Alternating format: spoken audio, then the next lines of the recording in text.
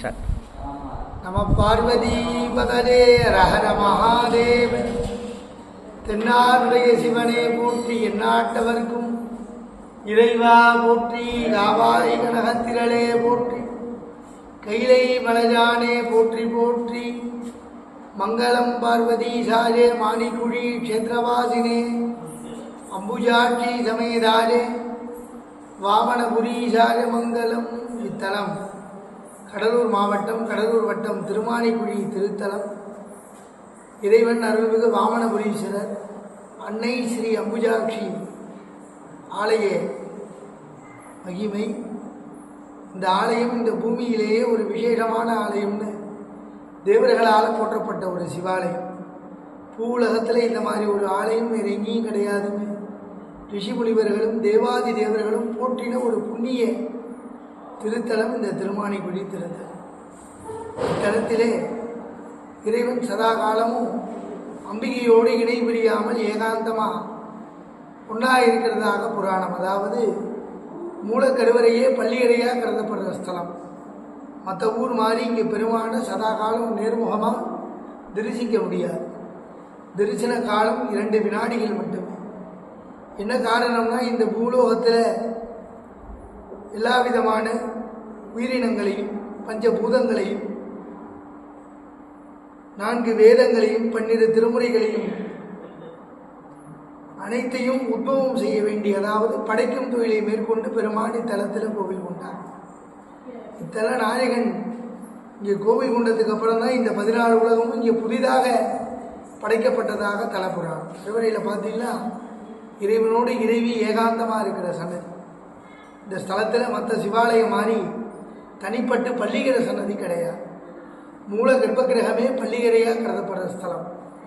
இந்த சன்னதியில் அம்மையப்பர் ஏகாந்தமாக இருக்கிற நேரத்தில் ஒரு எலி தன் பசியை நிவர்த்தி பண்ணிக்கணும்னு, அதாவது தன் பசியை போக்கிக்க வேண்டி இந்த மூலாலயத்தில் எரியக்கூடிய நெய் தீபத்தில் வாய் வைக்கிறது. எலியினுடைய மூக்கு திரியில் பட்டு திரி நீண்டு ஜோதி பிரகாசமாக எரியும். நெய்யுருகி இரவும் பகலும் அணையா தீபமாக எரியும். இதை கண்ட சிவபெருமான் மனமகிழ்ந்து எலி சக்கரவர்த்தியாக பிறக்கட்டும்னு அனுகிரகம். அந்த எலிதாமரி பிறவியிலே கேரள தேசத்தில் பிரகலாதனுக்கு கொள்ளு பேரனா மகாபலி சக்கரவர்த்தியாக பிறக்க. மகாபலி சக்கரவர்த்தியாக பிறந்து தான தர்மங்கள்லாம் பண்ணும் பொழுது சுக்கராச்சாரியார் அஸ்வமேத யாகம் நடத்த சொல்கிறார். யாகம் நடந்து பூர்த்தியாகிற நேரத்தில் இந்த யாகத்தை தடுக்கிறதுக்கு திருமால் மகாவிஷ்ணு வாமன ரூபம் கொண்டு 3 அடி வெஞ்சு அடக்கம் கேட்டு வர்றார். ஆனால் இங்கே கைலாயத்தில் பார்வதி கேட்டாலாம், சாமி சிவன் சுத்து கொலநாசம், அந்த எலி விளக்கை ஏற்றி விடணுங்கிற எண்ணத்தில் வரல, தன்னுடைய பசியை நிவர்த்தி பண்ணிக்கணும்னு சுயநலத்தில் வந்த எலி. அந்த எலிக்கு சக்கரவர்த்தி பட்டம் கொடுத்துருக்கீங்களே, இது எந்த விதத்தில் நியாயம்னு அம்பாள் கேட்டான். சுவாமி சொன்னாரா, விளக்கை ஏற்றி விட்டு சிவ கைங்கரியம் பண்ணித்து, அதனால் சக்கரவர்த்தி பட்டம் கொடுத்தேன். சிவாலயத்து நெய்யில் எலியினுடைய இச்சல் பட்டது, அதனால் மன்னனை தேவகுலத்தில் பிறக்க செய்யாமல் அசுர குலத்தில் மாமன்னராக பிறக்க செய்யினார்.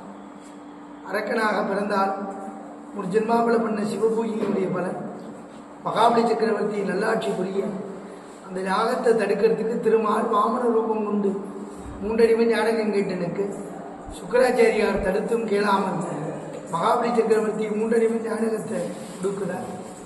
அப்போ சுக்கராச்சாரியார்கிட்ட நான் கொடுக்க வேண்டாம்னு சொன்னேன், நீ யாஜகத்தை கொடுத்துட்டீங்கன்னு கேட்கும் பொழுது வந்திருக்கிறது மகாவிஷ்ணு, வேறு எந்த ரூபத்தில் வந்தாலும் இல்லைன்னு சொல்லிடலாம். வந்திருக்கிறது அந்தன சிறுவன் ரூபத்தில் பிராமண ரூபமாக வந்து யாஜகம் கேட்டதுனால இல்லைன்னு சொல்ல முடியாமல் 3 அடி வெஞ்சு யாஜகத்தை கொடுத்தேன். 3 அடி வெஞ்சு யாஜகத்தை கொடுத்த உடனே விஸ்வரூபம் எடுத்து வெண்ணெய் மண்ணை அளக்கிறார் மகாவிஷ்ணு. 3வது அடி மகாபலி தலைமீது கால் வைத்து அவனை பாதாளத்துக்கு உலகத்துக்கு சக்கரவர்த்தியாக 1000 ஆனாலும் வரம் கொடுத்தவன் தலையில் கால் பட்டதுனால் மகாவிஷ்ணுவுக்கு கோபத்தி தோஷம் ஏற்பட்டு அந்த தோஷ நிவர்த்திக்காக இங்கே பெருமாள் மூலவரை இன்னமும் இடைவிடாமல் பூஜை பண்ணிகிட்டே இருக்கார். வாமன ரூபத்திலேயே பூஜிக்கிறார். சங்கு சக்கரதாரியா விவரம் தெரிஞ்ச ஆண்மகனாக வந்தா பள்ளியறையில் ஒன்றா இருக்கிற அம்பாள் வைக்கப்படுவார். அதனால் விவரம் போடாத 7 வயசு குழந்தையாக இந்த குழந்தையினுடைய பக்தி உண்மையானதான்னு சோதிக்க நினைச்சு சிவபெருமான் இந்த ஆலயத்துக்கு எழுத்தாப்புல புஷ்பகிரின்னு சொல்லக்கூடிய ஒரு பிரம்மாண்ட மலை ஒன்று இருக்கு. இந்த மலையடி வாரத்தில் தான் இங்கே ஆலயமே இந்த தலைமை இருக்குது. அந்த மலை மீது ஜோதி பிழம்பாக காட்சி கொடுக்கிறார் பரமேஸ்வரன். அந்த ஜோதியை கண்ட திருமால் நானோ குள்ள வடிவம், அவதார நோக்கமோ வாமனவதார நோக்கம், நீயோ ஆகாய மார்க்கமா நின்னா என்னால் சிவ பூஜை பண்ண முடியாது, எனக்கு ஆத்மார்த்த உடையவரா மாறணும் விஷ்ணு சிவத்தை வேண்டிக்க. மகாவிஷ்ணுனுடைய வேண்டுதலுக்காக ஜோதியே குளிர்ந்து சிவபெருமானே குழிக்குள் அமர்ந்ததாக புராணம். அதனால தான் இந்த ஸ்தலத்துக்கு உதவி மாணிக்குழி ஒரு காலத்தில் திருமாணிக்குழின்னு பேர் வருகிறது. வாமன ரூபத்தில் விஷ்ணு சிவனை ஆராதனை செய்து வாமனருக்கு சுவாமி அனுகிரகம் பண்ணுறதுனால பெருமானுக்கு அருள் வாமனபுரீஸ்வரர் அப்படின்னு திருநாமம். மூலாலயத்தில் அம்பாலோடு ஒன்றா இருந்து திருமால் பூஜையை ஏற்றுட்டு இருக்கிறதுனால மற்ற ஊர் மாதிரி இங்கே சிவபூ பெருமானை சதா பார்க்க முடியாது. என்ன காரணம்னா அம்பாளுடைய அரவணைப்புலையும் விஷ்ணுனுடைய பூஜையிலையும் சுவாமி இங்கே கட்டுண்டு கிடக்கார். அதனால பெருமானுக்கு எந்த இடையூறும் வரக்கூடாதுன்னு இறை ரூபமான ருத்ரமூர்த்தி ஆயுதங்களோடு திரைச்சீலையில் காவலார். எந்த வழிபாடு இந்த ருத்ரனுக்கு தான் இங்கே முதல்ல. ருத்ர வழிபாடு முடிஞ்சு ஒரு உத்தரவோடு 2 வினாடி தான் திரைச்சீலை விடவும். இந்த 2 வினாடியே தேவர்களுக்கும் தபஸ்விகளுக்கும் ஞானிகளுக்கும் தபோ சேட்டர்களுக்கும் கிடைக்கல. குருமுனி அகத்தியன் பல காலம் இந்த மலையில் தபம் இருந்து அவர் வாங்கின்ற வரம் தான் இன்னைக்கு நமக்கு பூலோக மனிதர்களுக்கு 2 வினாடி விலகுது. அந்த 2 வினாடி அகத்தியருக்கே கிடைக்கல. அதனால் அகத்தியர் கோபம் கொண்டு எனினும் புண்ணியம் செய்தவன் உன்னை வந்து பார்க்கட்டும்னு சொல்கிறான். அவருடைய வாக்கு பொய்க்காது. பூர்வ ஜென்ம புண்ணியம் இருந்தால் தான் பெருமான 2 வினாடி பார்க்கலாம். அப்படி இந்த 2 வினாடி பார்க்குற வாளுக்கு காசியை 16 முறையும் திருவண்ணாமலையை 8 முறையும் தில்லை சிதம்பரத்தை 3 முறையும் பார்த்த பலனை சுவாமி இந்த 2 வினாடியில் கொடுக்குறார். உலகத்தில் இத்தனை தலங்கள் இருந்தும் இந்த காசி திருவண்ணாமலை சிதம்பரத்தை இதுக்கு நிகராக சொல்லியிருக்கான்னா இது தில்லை சிதம்பரத்துக்கு நிகரான ரகசிய தத்துவமான சண்டை. சிதம்பரம்னாலே ரகசியம்தான். இனி வரைக்கும் என்னென்னு யாருக்கும் தெரியாது. வேதத்தின் மெய்ப்பொருளை ரகசியமாக வச்சு வழிபாடு பண்ணுறோம். பூலோகவாசிகள் நமக்கெல்லாம் சிதம்பரத்தில் இருக்கிறது ரகசியமாக இருக்கு. ஆனால் வேதத்தின் மெய்ப்பொருள் தேவர்களுக்கு தெரியும். ஆனால் வேதங்களையெல்லாம் படைத்த வேதநாயகன் சிவபெருமானே இங்கே தேவர்களுக்கே காண கிடைக்காம தனிக்குள்ளே இருக்கார். அதனால் திருமாணிக்குழி தேவரகசியமாக கருதப்படுறது. அதனால தான் சிதம்பரத்தை காட்டிலும் 3 பங்கு உயர்வாக இத்தலத்தை புறப்பட்டிருக்கார். மணிவாஜக பெருமான் இதுதான் சிதம்பரம்னு நினச்சிட்டு வழிமாறி இந்த ஊருக்கு வர சுவாமி சொல்கிறார் அசிரீதியா இது இல்லை தில்லை, இது ஆதித்தில்லை சிதம்பரம்னு குறிப்பிடுறார். அதனால் சிதம்பரத்துக்கு ஒப்பாகவும் தமிழகத்தில் 2வது மலை தீபம் கிரிதீபம் ஏற்றக்கூடிய க்ஷேத்திரம். கார்த்திகை மாதம் கிருத்திகை நட்சத்திரத்தன்னைக்கு திருவண்ணாமலையில் கோவிலுக்கு மேற்கு திசையில் மலை தீபம் மன்மதனை எரிச்சு பிரளய காலத்து உலகத்தையே பெருமான் தன்மையப்படுத்திக்கிறார். பாவப்பட்ட உலகமே இந்த அக்னியில எரிஞ்சி போகிறது. அதனால தான் சொன்னான் நினைக்க முக்தி அண்ணாமலை. உலகமே எரிஞ்சு சாம்பலா போன உடனே பூமி பிராட்டியார் 33 கோடி தேவர்களும் மறுபடியும் இந்த பூவுலகம் படைக்க வேண்டி இந்த புஷ்பகிரி மலையில் மண்டியிட்டு பிரார்த்தனை செய்ய மறுநாள் மேல்நோக்கு நட்சத்திரம் ரோகிணி அன்னைக்கு இங்கே மலையோதியாக காட்சி கொடுத்து பெருமான் அழிஞ்ச உலகத்தை உத்பவம் பண்ணுறார். காசிக்கு போகணும், கங்கையில் குளிக்கணும், ராமேஸ்வரம் வந்து ராமநாதரை பார்க்கணும். அப்போ தான் காசிக்கு போயிட்டு வந்த பூர்ண பலன் ராமேஸ்வரத்தில் கிடைக்கும். அந்த மாதிரி திருவண்ணாமலை அண்ணாமலையார் தீபத்தை தரிசனம் பண்ணி மறுநாள் திருமாணிக்குழி ரோகிணி தீபம் பார்த்தா தான் திருவண்ணாமலைக்கு போயிட்டு வந்த பூர்ண பலனை சுவாமி இங்கே தான் கொடுக்குறார். மலையில் ரோகிணி தீபம் வைத்ததுனால பரணி, கிருத்திகை, ரோகிணி, மிருகசீரிஷம், திருவோணம் இந்த 5 நட்சத்திரக்காராளுக்கு இது பரிகார சபை. 12 ராசிக்காராலுமே நேத்திர தீபத்துக்கு நல்லெண்ணெய் நெய் வாங்கி கொடுக்கறது விஷயம். தீபம் போட்டு வழிபாடு செய்யறது மிக உயர்வான ஒன்று.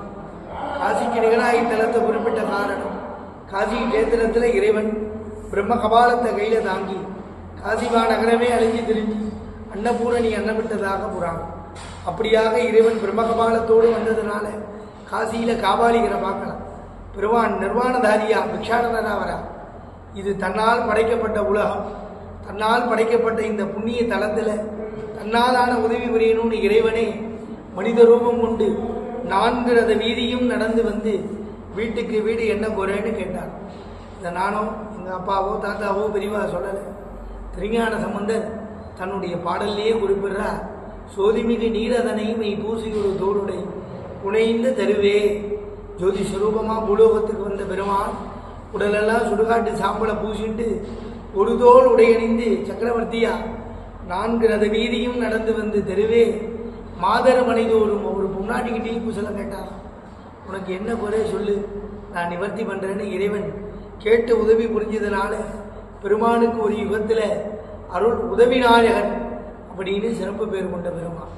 இறைவன் நடந்து வந்ததை கேள்விப்பட்ட ஞானசம்பந்த பெருமான் பாதம் பட்ட புண்ணிய பூமி, இந்த ருத்ர பூமியிலே என் பாதம் படப்படாதுன்னு ஞானசம்பந்த பெருமான் ஒரு காலாலேயே நடந்து வந்து 11 பாடல் ஒரு பதிகத்தை பூர்த்தி பண்ணுறார். அதில் ஒரு பாடலில் குறிப்பிடுறார், இத்தலத்து மண்ணை மிதிக்கணும், நான் கோவிலுக்கு வர வேண்டாம், பெருமானை பார்க்க வேண்டாம், திருமானைக்குடி எல்லாம் மண்ணை மிதிக்கணும்னாலே அந்த ஜென்மா பல கோடி ஜென்மத்தில் சிவபூஜை செய்த புண்ணியம் உள்ள ஆன்மாவுக்கு மட்டுமே இந்த மண்ணை மிதிக்கிற அறிவதேன்னு ஞானசம்பந்தர் குறிப்பிடுறார். இதை கேள்விப்பட்ட சுந்தரமூர்த்தி நாயனார் பல கோடி ஜென்மம்னு ஞானசம்பந்தர் குறிப்பிட்டார். இந்த ஜென்மத்திலேயே எனக்கு அவ்வளோ புண்ணியம் இருக்காங்கிறது தெரியல, இந்த மண்ணை மிதிக்கவே நான் அருகதையற்ற ஆன்மான்னு சுந்தரர் கடில நதிக்கரைக்கு அக்கறையிலேயே பாடுறார். பக்த கோடிகள் கடலூர் மார்க்கமாக வந்தீங்கன்னா இந்த ஊருக்கு அக்கறையில் சுந்தரர் பாடின்னு ஒரு கிராமமே இருக்கு. சுந்தரர் நின்று பாடின தலம். திருவதிகையில் நாவுக்கரசர் ஆட்கொண்ட உடனே அவரால் திருத்தாண்டகம் செய்யப்பட்ட தலம். அந்த கணக்கு பிரகாரம் நடுநாட்டில் 3வராலும் பாடல்பட்டு 4வராலும் போற்றப்பட்ட புண்ணிய பூமி இந்த திருமானைக்குடி தலம். மார்க்கண்டேயரே தர்மராஜா ஊராக விரட்டிட்டு வரும்பொழுது இந்த எல்லைக்கு வந்த உடனே மார்க்கண்டேயருக்கு யமபயம் போக்கப்பட்டு யமன் எல்லைக்கு வெளியிலேயே நிறுத்தப்பட்டார். ஏன்னா இது ருத்ரன் காவல் காக்கிற ருத்ர பூமி, இந்த பூமியில யமனுக்கு வேலை இல்லை. மார்க்கண்டேயர் எல்லைக்கு வந்து பயமில்லாமல் அச்சமில்லாமல் இந்த திரைச்சீலியை வழிபாடு செய்து என்றும் 16 நித்திய சிரஞ்சீவி வரத்தை வாங்கினது இந்த புண்ணிய கஷேத்திரத்தில். இந்த ஆலயத்தில் உள்பிரகாரம் சுற்றி வந்தீங்கன்னா மார்க்கண்டேயருக்கு தனி சன்னதி பார்க்கலாம். திருக்கடையூர் மாதிரி இத்தலத்திலையும் பெரிவாளுக்கு 59 60 சாந்தி. இந்த ருத்ர யாகங்கள்லாம் இத்தலத்தில் விசேஷம். வேதத்தில் உயர்வாக சொல்லக்கூடிய ஸ்ரீ ருத்ரங்கிற மகாமந்திரம் அவதார கஷேத்திரம். மகாவிஷ்ணுவை தவிர நந்திதேவர், விநாயக பெருமான், நவகிரகத்தில் சூரிய சந்திரன் இவாளாலும் ஆராதிக்கப்பட்ட பெருமான். இந்த ஆலயமே ஒரு விசித்திரமாக இருக்கும். இது ராமாயண மகாபாரத காலத்துக்கு முன்னாடி ஏற்பட்ட க்ஷேத்திரமே. ராம அவதாரத்தில் ஏற்பட்டது தான் ராமாயண காவியம். இந்த ராமாயண காவியத்தில் தான் ராவணனை தோற்றுவிக்கிறார். ராவணனுடைய காலத்தில் கைலேங்கிரி அசைக்க போகும்பொழுது தான் நந்திதேவர் தடுக்க நந்திக்கும் ராவணனுக்கும் யுத்தம் ஏற்பட்டு நந்திதேவர் ராவணனால் நந்திதேவர் தாக்கப்படுறார். தாக்கப்பட்டதன் காரணமாக தான் மற்ற எல்லா சிவாலயங்கள்லேயும் நந்திதேவருக்கு தலை திரும்பினா மாதிரி இருக்கும்.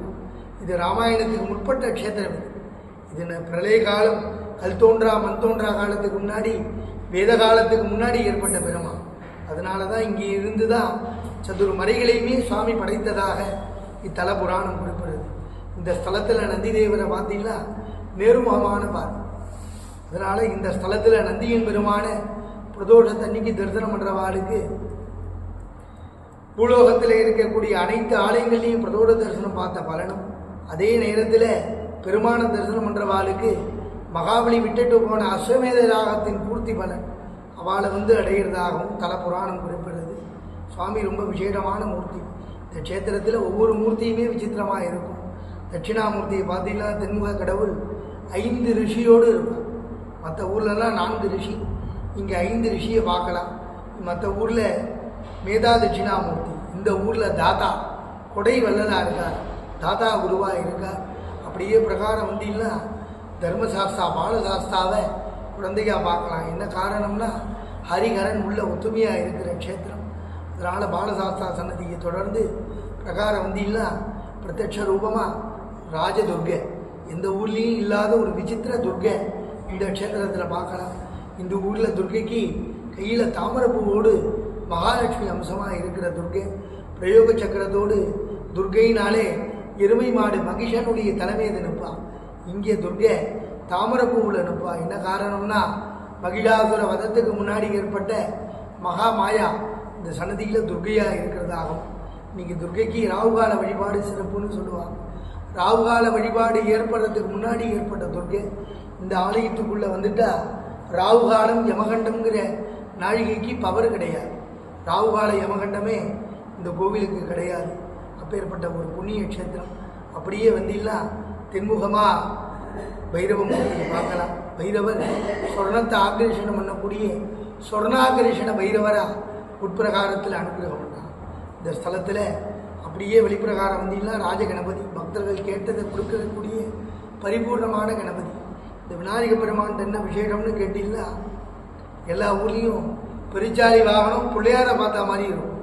இந்த திருமானிக்குழியில் பெருச்சாளி வாகனம் பக்தர்களை பார்த்தா மாதிரி இருக்கும். ஏன்னா மூஷிகாசுரனை வதம் பண்ணி எதிரியை தன்வசப்படுத்தி வச்சிருக்கின்றது விநாயக பெருமான். அருகாமையில் 6 முகமும் 12 கரங்களோடு எங்கள் அப்பன் ஐயன் முருகப்பெருமான் பிரத்யட்ச ரூபமாக இங்கே காட்சி கொடுக்கிறார். அதாவது சூரனை வதம் பண்ணுறதுக்கு முன்னாடி தேவேந்திரன் மயிலா மாறி வழிபட்ட முருகப்பெருமான் இங்கே இருக்கிற மயில் இந்திர மயிலா கருதப்பட்டு திருப்புகழ் அருணகிரிநாதர் இந்த மண்ணை மிதித்து இந்த முருகனுக்கு தனியாக திருப்புகழ் ஒன்று அரங்கேற்றம் பண்ணியிருக்கார். குழிக்குள் மேவிய தம்பிராணின்னு முடிச்சிருப்பார் இந்த பதிகத்தை. அப்பேற்பட்ட விசேஷமான முருகன். இங்கே காவடி உற்சவம் இந்த முருகனுக்கு ரொம்ப விசேஷம். அதே மாதிரி அன்னை அம்புஜாட்சி, இந்த கிராம மக்கள், திருமாலைக்குழி கிராம மக்கள் அனைவரும் நாங்கள் எல்லாம் செய்த தவப்பயத்தின் புண்ணியம்தான் இப்பேற்பட்ட அம்பாள் எங்கூரில் கோவில் கொண்டான். காஞ்சிபுரத்தில் காமாட்சி, மதுரையில் மீனாட்சி, நாகையில் நீலாயுதாட்சி, திருவாரூரில் கமலாம்பா கமலாட்சி. தமிழகத்தில் 4 பீடமும் காவல் புரியும். இது நடுநாட்டு தலம் மத்தியம பீடத்தில் இங்கே அன்னை அம்புஜாட்சி அரசாட்சி. உலகத்திலேயே 2 கையில் புட்பம் தாங்கிட்டு அம்பாள் கடியூர் கஷ்டத்தோடு பாலாக்னியில் தபஸ் பண்ணுறதாகும். அம்பாது ஜாஜதே அக்ஷய்க்கு, அம்புஜம்னா தாமரை, அக்ஷினா கண்ணு. அம்பாளுக்கு தாமரை கண்ணுடைய ஆளு பேர். பாண்டிய மன்னர்களில் வரகுண பாண்டியனுடைய கொள்ளுப்பாட்டனார் ஜடாவர்ம சுந்தர பாண்டியனால் ஸ்தாபிக்கப்பட்டு சோழர்களால் குலதெய்வமாக ஆராதிக்கப்பட்ட அம்பாள் 1ஆம் குலோத்துங்கன் 2ஆம் குலோத்துங்கனுக்கு இந்த சன்னதியில் பட்டமளிப்பு விழா நடந்திருக்கு. ஐப்பசி மாதத்தில் அன்னாபிஷேகம் இந்த ஆலய உலகத்தில் எல்லா கோவிலையும் விசேஷமாக நடந்திருக்கு. ஆனால் ஒரு காலத்தில் இந்த சோழ வம்சத்தில் வந்த குலசேகர சோழன் காலத்தில் இந்த வாமனபுரீஸ்வரர் உடையவருக்கு உச்சி காலத்தில் அன்னம் சாத்தி வழிபாடு பண்ணுறதுக்குன்னே பல ஏக்கர் நிலங்களை எழுதி வச்சதாக தலப்புராணம் குறிப்பிடுறது. ரொம்ப விசேஷமான ஸ்தலம். உலகத்துக்கு உதவி புரியணும்னு கோவில் உண்ட உதவி நாயகன். இந்த ஸ்தலத்தில் சூரியகலை சந்திரகலை மாறி இருக்கும். சூரியன் தன்னுடைய ரத்னமான மாணிக்கத்தினால இறைவன் வழிபாடு செய்ததுனால இறைவனுக்கு ஒரு யுகத்தில் அருள் மாணிக்க வரதர்னு பேர்.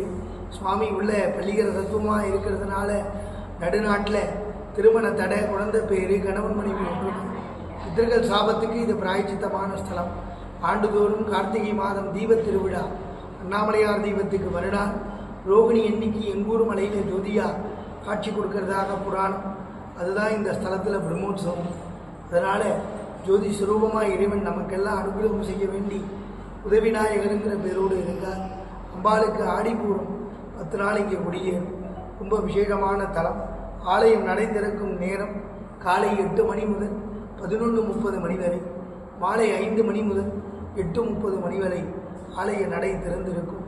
பக்தர்கள் வருகைக்கு ஏற்ப ஆலய நடை திறப்பும் திருவிழா காலங்களில் நடை திறப்பும் அந்தந்த காலத்திற்கு ஏற்ப நடை சாற்றப்படும் என்பதை தெரிவித்துக் கொள்கிறோம்.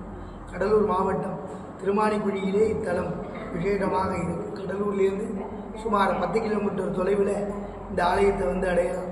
ரொம்ப விசேஷமான தலம். பக்தர்கள் அனைவரும் ஒரு முறையாவது இத்தலத்திற்கு வந்து பெருமான தரிசனம் செய்து பேரானந்த பெருவாழ்வை அடையணும்னு பிரார்த்தனை செய்து ஆலய அர்ச்சகர் சதீஷ் குருக்கள். நம பார்வதி பதரே ஹர ஹர மகாதேவ.